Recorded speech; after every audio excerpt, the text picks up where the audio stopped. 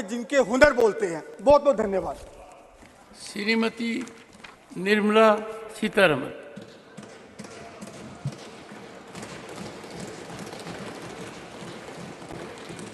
So thank you very much for giving me an opportunity to speak on an issue in which the entire nation feels very proud and also has been one in voicing such a sense of pride in appreciating the ISRO. Sir, the launch of Chandrayaan-3, particularly to the south pole of the moon, India has become the first country to do so. Whilst countries have launched and landed in the moon, we are only the fourth in the line. But for reaching the moon's southern pole, we are the first. Now, I just want to briefly recall how in 1975, India, with the help of Soviet Union then, the USSR, launched the Aryabhatta satellite. That was a heavy satellite, but it was launched by the Soviet Union for us. So that was the first ever attempt by India's ISRO to position something in the space, to enter the space itself. But after that, if you look at this spectacular journey that the ISRO has had, this success of Chandrayaan-3 is certainly going to have a very big impact on India's industrial and technological ecosystem. It's going to directly, of course, affect positively the satellite systems area, telecommunications area, and there are very many other related fields, all of which will benefit from it.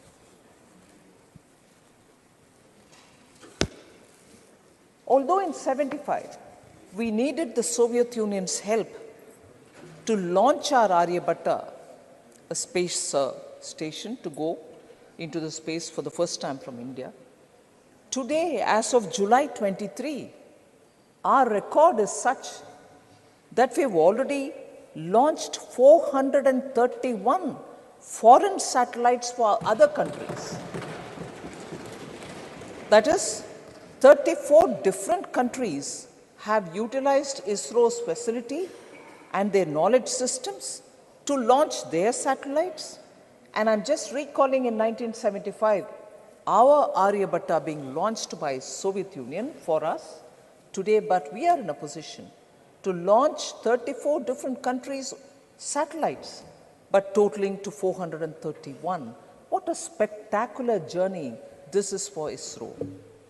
So, Chandrayaan-3, sir, also stood out, in my observation, also stood out for one particular achievement, which has a blend of innovation, has a blend of how technology and innovation working together can work for global achievements and sustainability. I remember also seeing a lot of comments which said, oh, but this is no good, it has taken this many number of days to reach there. Did it require that many number of days? Can it not be done lesser in lesser number of days? Because quoting some other countries, they said they reached the moon in 20 days, whereas you took 45 days, and so on.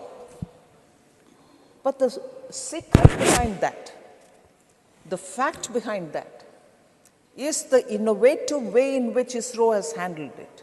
In that, they chose a path to reach the moon, which was not otherwise thought of, but thought only because, due to the route selection, and I'm using very pedestrian language here, I'm conscious of that, using such a route selection, ISRO made it possible to do it cost effectively, because the gravitational pulls, any magnetic fields which come in the way, I'm sorry, again a pedestrian language, can exhaust more fuel.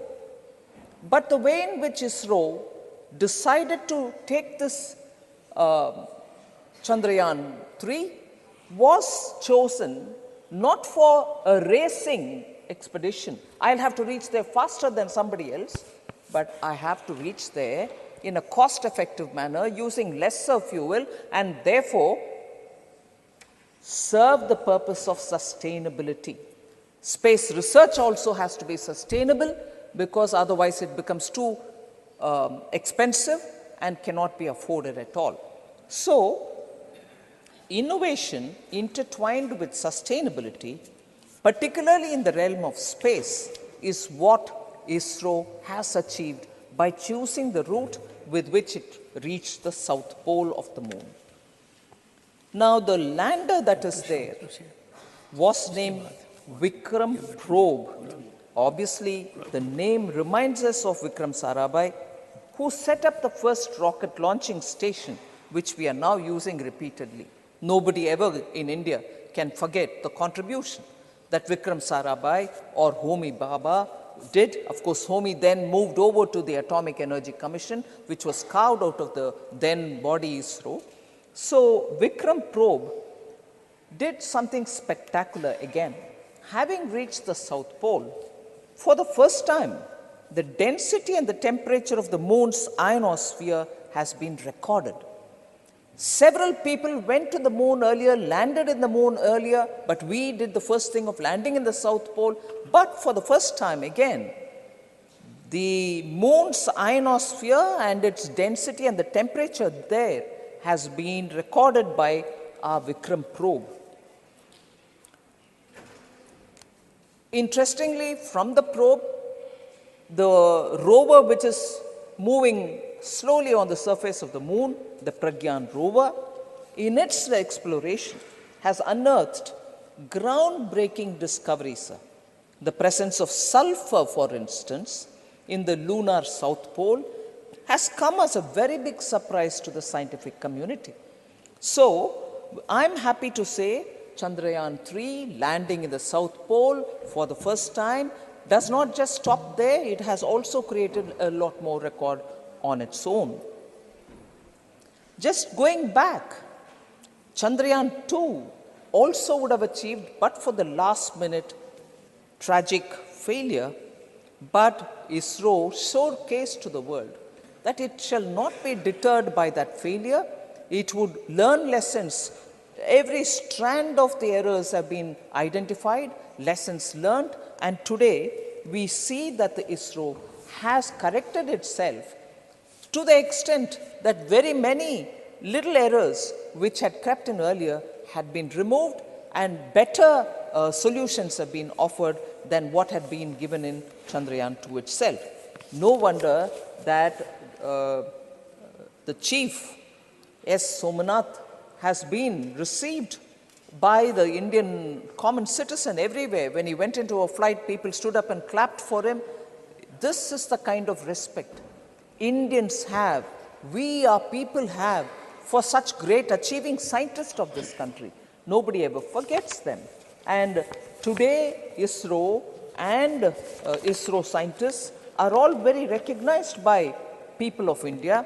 And in the process, I'll later delve into this point, they are people who have studied from tier 2, tier 3 colleges, gone into Indian Institute of Sciences and many such institutions, but they are there sitting and contributing for the future development of India and also sharing their knowledge with the entire space community all over the world.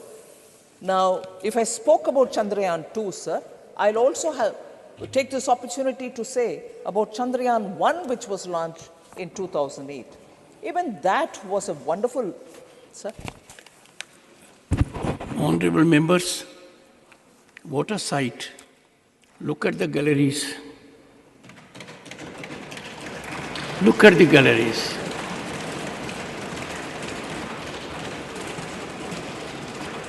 Jayaji, look at the galleries.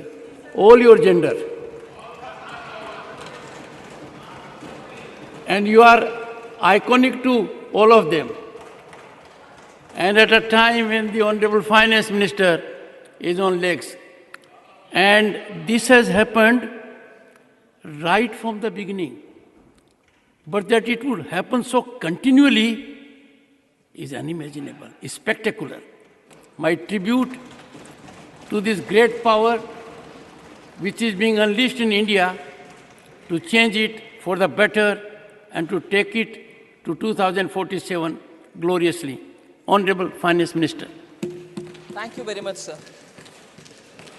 So I'll take this opportunity which you've given me by highlighting the women and girls in the gallery.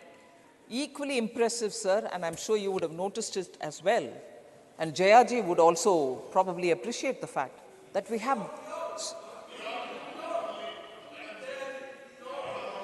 Very good, very good. He's saying all the whole house. I heard it, sir, but what I wanted to say is, Jayaji, because the school children who are here, I'm so touched by the fact that they are here to observe what we are discussing. And I'm sure, yes, all the members would feel happy about the presence of the future generations of India here.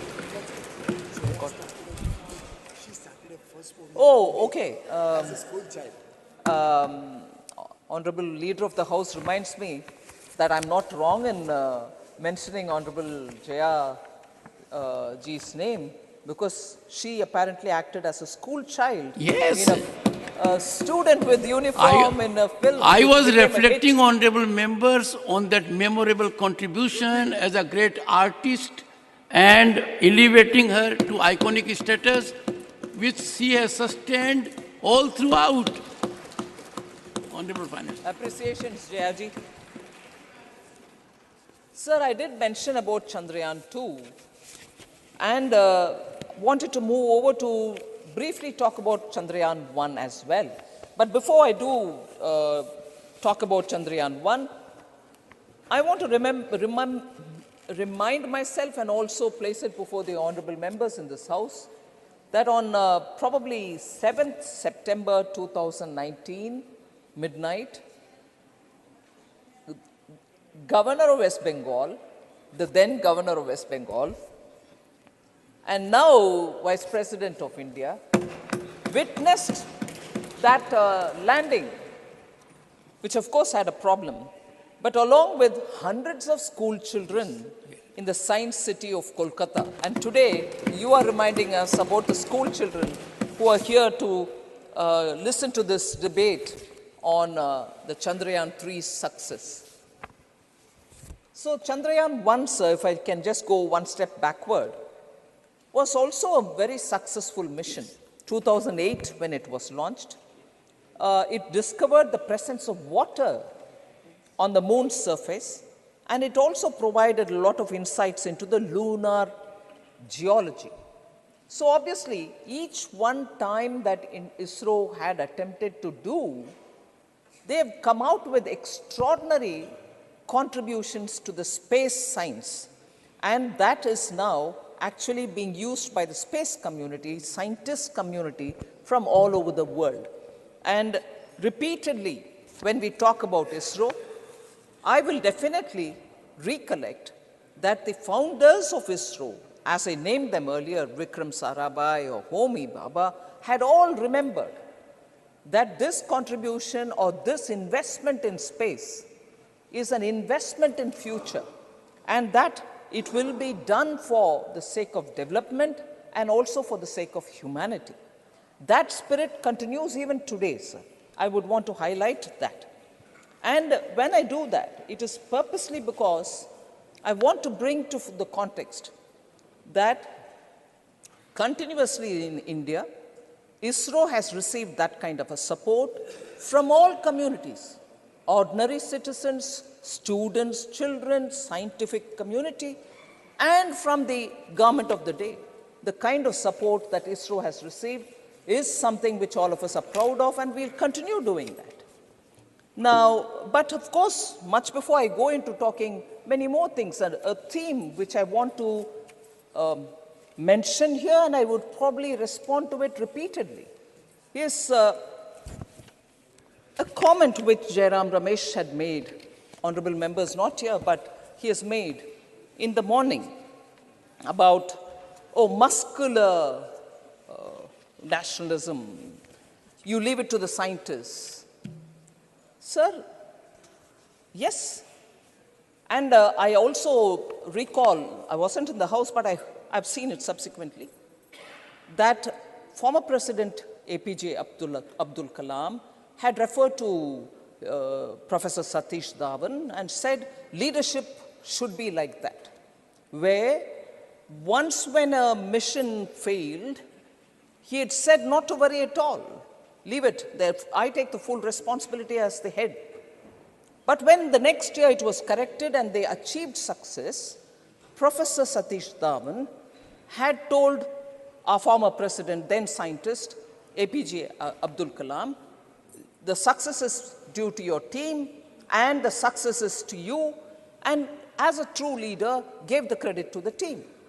Absolutely. Whoever would deny the scientists their contribution. But it doesn't mean that if the Prime Minister of the country stands next to a scientist or a team of scientists who worked for something, and when there is, unfortunately, a failure or a disappointment, to stand by them and say, don't you worry, you will be doing better the next time. And therefore, I read this quote. Honorable Prime Minister stood next to Professor Sivan, the scientist, during the launch of Chandrayaan-3, which in the last minute, unfortunately, broke all our hearts and disappointed all of them as much as the scientific community when it just couldn't land. Standing next to him, who had tears in his eyes, Mr. Sivan had tears in his eyes, Prime Minister had said, last night, when he stood with him, I understood your frame of mind. The look in your eyes said a lot. That is why I did not stay here for long. We might not have reached the lunar surface as planned. You came as close as you could, stay steady, and look ahead. We are full of confidence when it comes to our space program. The best is yet to come, unquote. These are not words of any muscular nationalism. These are truly the words of a Prime Minister who wants to stand next to his scientists, even at the time of disappointment, as much as the time of success. So to decry this and to say, oh, you stop your muscular nationalism, is a bit of a perversion, which I think somebody from Jairam Ramesh's experience, I wouldn't expect. Sir. And this is not the first time. When in 2014, ISRO had by that time launched 104 satellites at one go. Prime Minister Modi was one of the first ones to say, India salutes all the scientists. It was in his Twitter handle. It is there even now. So scientists are being given the due credit, and we shall continue to give due credit. Every government has done it. We also do it. But when we do it, because it's Prime Minister Modi, please don't give any other attributes which are not true.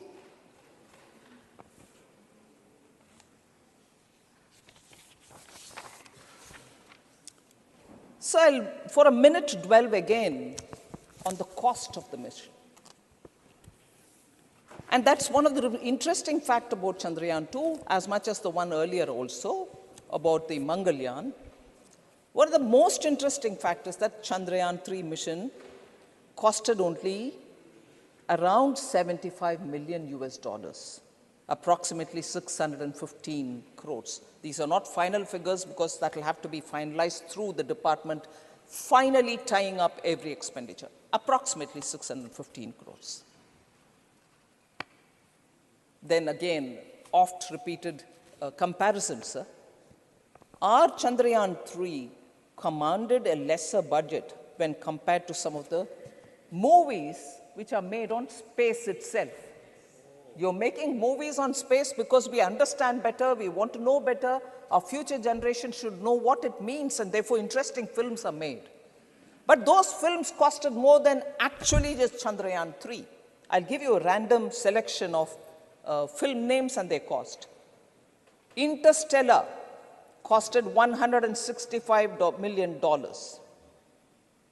Passengers costed $110 million. the Martian $108 million, Gravity $100 million, and Chandrayaan $75 million. As I said earlier, sir, innovative cost-cutting methods are the reason why it took a few days more, but the gravitational pull and also the magnetic fields which drag the satellite and therefore exhaust the fuel, in my pedestrian language that is. I'm sure there are some scientists who will be here who will sneer at my language, but simply put, that's the reason why they chose the track with which they could reach. Even if it takes a few more days, it costed them less, sir. So I'll come to the point that increasingly India's space programs are becoming Atmanirbhar. And the immense potential of homegrown industries and their technologies are now increasingly helping our expeditions to the space. Chandrayaan-3 benefited from this. I would like to highlight where these kind of Atmanirbhar Bharat has come to interplay with the space program. India actually through the Chandrayaan-3 has displayed and showcased its capability to design, to develop, and to manufacture high-end equipments which are so required, but all domestically. Now, leading companies like Hindustan Aeronautics Limited, HAL, which provided significant mechanical hardware, and BHEL, the Bharat Heavy Electrical Limited, contributed with their titanium tanks, which was so crucial and actually helped in cutting cost as well, but a very innovative way in which we could do it. Sir, numerous private Indian firms have contributed to this, particularly in the realms of mechanical and electronic fabrication. For a minute, I want to quote Vikram Sarabhai again. He says, if we are to play a meaningful role naturally and in the Committee of Nations, with the, we must be second to none in the application of advanced technologies, unquote. Now, these advanced technologies are not just coming from HAL and BHEL. They sure are coming from HAL and BHEL, but private players today are giving these high-end technologies, and they have made it an immense contribution to the efficiencies which are now getting recorded. The kind of equipments which we see in the Chandrayaan-3 are state-of-the-art scientific instruments which are being used, all of them which are developed in India. They include seismometer, Langmuir probe instruments, thermal probe instruments, both X-ray and laser-based spectrometers. All of them have been built in India. So, I want to underline here, sir, that scientific temper, scientific achievements are absolutely praiseworthy in ISRO. But policy has also been doing a lot of rigorous changes, which has now come to help private participation in the space sector. I remember during Atmanirbhar announcements and subsequently in the budget of 21-22, we had announced a strategic disinvestment policy, particularly for central public sector enterprises, in which we said in the strategic areas, a minimum presence of the government will be there, will continue to be there. We are not going to shut every unit there, not at all. But there will not be any area in India which will not be available for private sector. That is, no area will be shut for private sector, and that policy actually has helped in getting the private sector to enter into space area. And as a result, today, you have innovative ideas working together with the ISRO, and that has made a lot of difference. India actually ranks 5th among countries for equity investments in space in the past decade. And that is consistently because the policy has been made more and more favorable. And as a result, we are improving in getting equity funding for the private sector which wants to involve itself in space. But even today, it is only 3% of all the money which goes into the space arena globally. We need to have more private funding coming, private equity coming, for those private companies which want to do innovative work in the space area. Sir, you have rightly given the tone of women even at the beginning of my intervention. I would like to say how Chandrayaan-3, the landing spot in the moon, has been named Shiv Shakti. Shiv Shakti obviously denotes the Ardhanarishwara principle, though. And therefore, both Shiva and Shakti give the energy and the action. Therefore, I want to say it is a tribute to the women scientists who worked in that mission. Indian women scientists have contributed immensely to the space program. Women scientists, and I quote the Prime Minister here, women scientists of this mission have played a crucial role in ensuring its success. Without their contribution, this achievement was not just possible. They will inspire generations to come, unquote. Sir, slightly over 100 women staff have played a direct significant role in conceptualizing, designing, realizing, testing, and executing Chandrayaan-3. Over 100 women staff, inclusive of scientists. The huge participation of women shows that the scientific empowerment of women has helped, and the glass ceiling has actually been broken in ISRO for quite some time now. I'm not saying it happened yesterday, but for quite some time now. And as a result, the empowerment of women scientists, and having broken the glass ceiling, no doubt, metaphorically, they're reaching to the space. This empowerment of women scientists clearly shows that in India, there is enough opportunity and more for women, provided they're given access, given opportunity. And that is why, in this context, I like to place it on the table here, that the Nari Vandan Adhiniyam, which is being introduced in the Lok Sabha, is necessarily an instrument through which we hope the political empowerment also can be done, just as the scientific empowerment has been happening in ISRO. If that kind of access is given to women, opportunity is given to women, they can perform as well as our scientists are performing in ISRO itself in the political arena. And I'm sure when the bill comes to the Rajya Sabha, it will have a smooth passage. I'm sure all parties, all members would kindly cooperate to have that cleared. So I'd like to take, because we are talking about Chandrayaan-3, I'd like to highlight the names of those women scientists who have contributed to Chandrayaan-3. Among many others, I said more than 100 women staff, but I'm naming some of them here.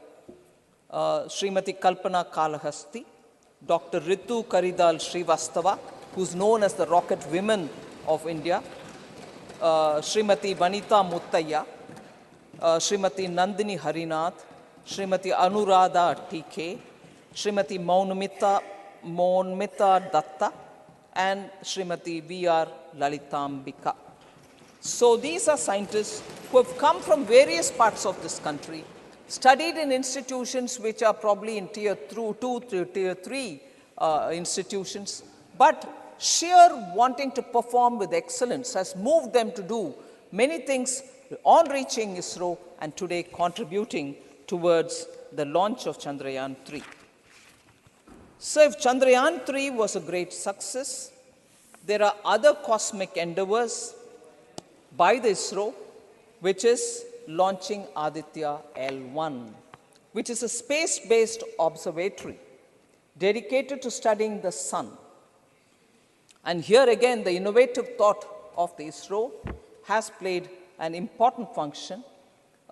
Its primary function is, of course, to monitor the solar corona, while simultaneously conducting direct observations of the solar wind at the point where it will be located. And that point, I think, is called Sun-Earth Lagrangian point, a point where it could stay without having to consume too much fuel because it's such a position that it can help in observing sun without any obstruction in between.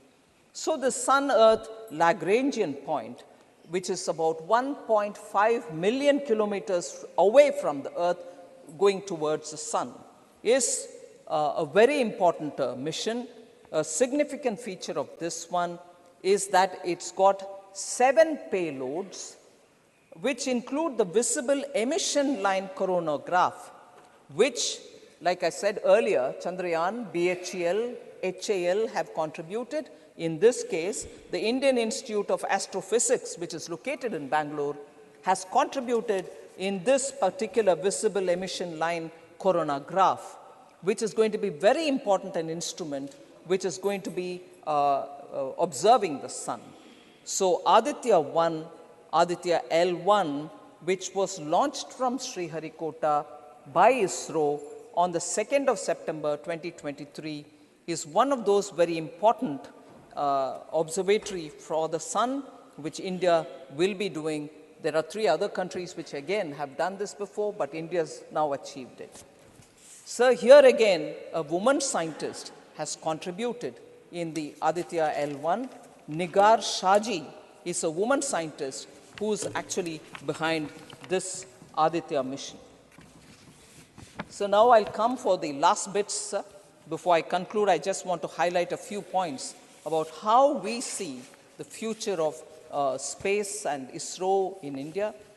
I just want to highlight the point that we shall continue the spirit of Vikram Sarabhai, in that achievements by ISRO shall be for the mankind.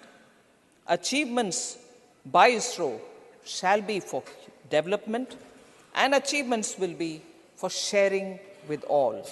With that, actually, that's where the Prime Minister said when he looked at Vasudhaiva Kutumbakam, G20 and so on, India will continue to explore, learn and share for the betterment of all humankind. So this is what the Prime Minister said. And this is what was the appreciation also given to the scientists. And again, standing by the scientists. Now I have my friend, Honorable Member Jairam Ramesh, the point that muscular nationalism doesn't play here. Stand next to the scientists at the time of achievement and also during disappointments. So that is a point I like to highlight, sir. More importantly, sir, it's important in June 2023, when Prime Minister visited the United States of America, we signed an accord, the Artemis Accord. Very important, sir, in that India also will be one of those 27 countries which have signed this accord, and which is a multilateral space initiative led by US, in which one of the objectives is to send humans back to the moon through an international space station. And we shall be happily party to that. And in this context, sir, I would want to pick up on something which a former NASA Associate Administrator observed. His name is Mike Gold. He was a former Associate Administrator in the NASA. He was behind drafting and shepherding Artemis Accord. So it is important to understand what his perspectives were when India joined this accord. I quote him, sir, saying, India will not only fill the void, this is Mike Gold saying, who's been a NASA Associate Administrator once earlier, who drafted and also shepherded this Artemis Accord. He says, and I quote, India will not only fill the void that Russia is leaving, but will far exceed it. The capabilities of India to engage, to innovate, to support a more robust industry, particularly in the commercial space, is going to far outstrip anything that Russia had ever been able to do, unquote. So he also says, India was a sleeping giant in the space world, but that is awakening now. Already, he says, the country has done so much with so little. Again, that frugality with which our scientists are working has been observed by the associate administrator, former associate administrator of NASA. Sir, I believe one of the honorable members in the morning while talking said, probably it's Honorable Member Jawahar Sirkar, who said, bureaucracy now should be off science. ISRO should be devoid of bureaucratic influence. Now, it's not me, it's not anybody from India, but I'd like to again recall the words of former NASA Associate Administrator Mike Gold. He says, India's bureaucratic reforms in its space efforts are helping the country move faster in that sector. So, bureaucracy is not being obstructed. They are actually, the reforms are helping him to move faster. So, moving faster is not being an obstruction. So, we need to understand these reforms are taking place so that this kind of an approach where you are able to do decisions, take decisions in time is facilitating the bureaucracy. The National Science Foundation, sir, is not headed. I'm sure the minister was here, he spoke about it in the morning. National Science Foundation, with huge funds given for them to decide where that should be deployed, is headed by a scientist, Dr. Sood, if I'm right. He heads it. No bureaucrat, no former IAS is sitting there. It is a scientist who is dealing with it. So I would like to highlight this, saying these reforms, therefore, will be transformative not just for India, but also for the US and the commercial space sector as a whole, is the observation we've heard from the former NASA associate administrator. So finally, we have, I think, the current government's policies have helped the power of youth, power of scientific community, and power of Indian startups all together are helping today's ISRO. I'm not taking more time, sir, in case you want me to conclude. There are now over 140 plus registered space tech startups, all of whom are doing brilliant work as a continuation of the policy which I said, Atmanirbhar Bharat 2021-22 budget, and now you have Indian Space Policy 2023 which has come out, and that is going to, it seeks to institutionalize the private sector participation in space sector, the establishment of InSpace, which is the Indian National Space Promotion and Authorization Center, is also facilitating the usage of ISRO by private entities. So with all these, government is also spending considerable amount to reskill nearly 4,000 technicians, technical and scientific assistants of ISRO, so that they can improve upon their skills. So I finally close with, again, one observation, that Indian scientists are not just being here, Indian scientists are not just being in ISRO, Indian scientists are contributing to space programs all over the world. However, how can we ever forget Kalpana Chawla, her contribution in the 1997 shuttle, the first woman of Indian origin to be in space. I would also now recall in January 2023, A.C. Charania has become NASA's new chief technologist, serving as principal advisor to the administrator Bill Nelson. Similarly, March 2023, we heard of Sri Amit Kshatriya, who's become the first head of NASA's newly established Moon to Mars program. So Indians in space, not just in ISRO, but all over the world. Thank you very much for giving me this opportunity. Two quick observations. Shri Jawahar